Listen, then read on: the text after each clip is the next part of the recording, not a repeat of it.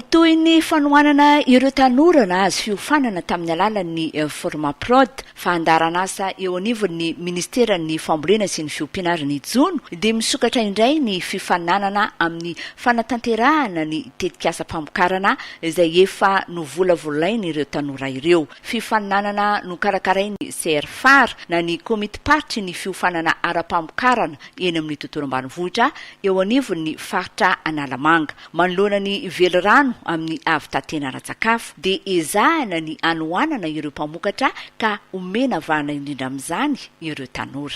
Izay natao moa izay faninanana izay dia mba hanatrarana n'ilay tanjona dia ny ahafahan'ireo tanorantsika izay mahery ny efatretsy 400,000 efatretsy isa-taona izay miditra eo anatin'ny sehatry ny famokarana rehefa nilaozan'ny fampianarana moa no nilaozan'ny fianarana no fiteninay azy matetika.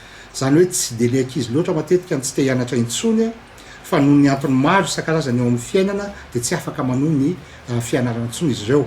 Dia izay indrindra no nanaovana itony faninanana itony mba hatsapany ny tanora rehetra fa misy ny tetikasa izay afaka manohy anazy ireo amin'ny fijereny an'izay asa izay iveriny fanatsarany ny fiainany aoriana izay.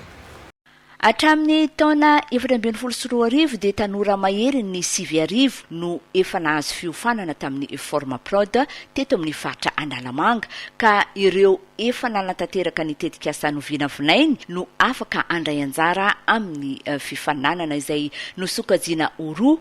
Ny voalohany indrindra dia natokana ho an'ireo mpian'ny tanora na amin'ny teny baiko hoe tuteur zany hoe ireo tuteur ireo tatsaha eny ambanivohitra eo amin'ny sehatry ny Jono manatraikefa manokana eo amin'ny sehatry ny Jono fiompiana ary ny fambolena.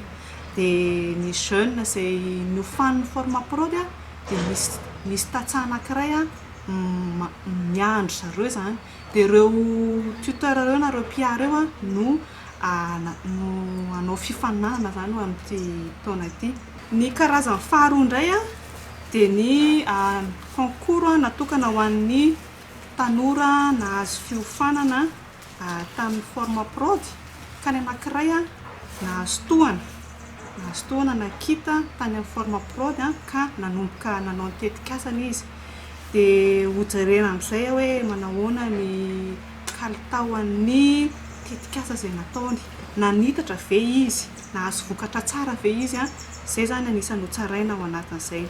Ny faharoa indray dia ireo jeune izay nahazo fiofanana tamin'ny Formaprod kanefa izy avy eo rehefa vita ilay fiofanana tsy nahazo tohana fa izy tamin'ny herin'ny tenany ihany no nanaovana an'ilay tetikasa, ilay famolavolana ny tetikasany dia izay finiavana izay zany anisany tena hotsaraina.